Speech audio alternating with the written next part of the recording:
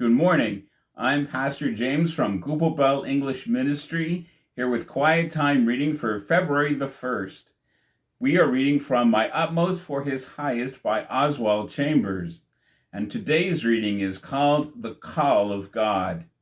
In 1 Corinthians 1:17, we read this: "For Christ sent me not to baptize, but to preach the gospel." Paul states here that the call of God is to preach the gospel. But remember what Paul means by the gospel. That is to say, the reality of redemption in our Lord Jesus Christ. We are apt to make sanctification the end-all of our preaching.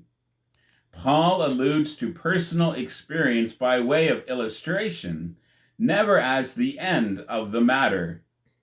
We are nowhere commissioned to preach salvation or sanctification.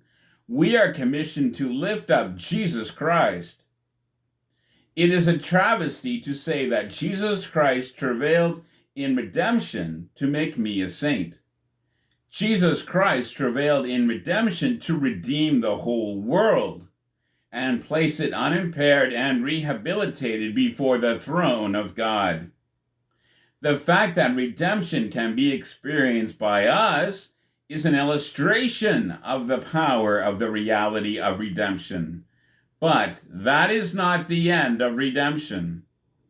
If God were human, how sick to the heart and weary he would be of the constant requests we make for our salvation, for our sanctification.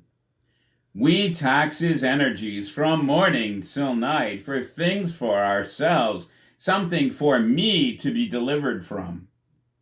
When we touch the bedrock of the reality of the gospel of God, we shall never bother God any further with little personal plaints. The one passion of Paul's life was to proclaim the gospel of God.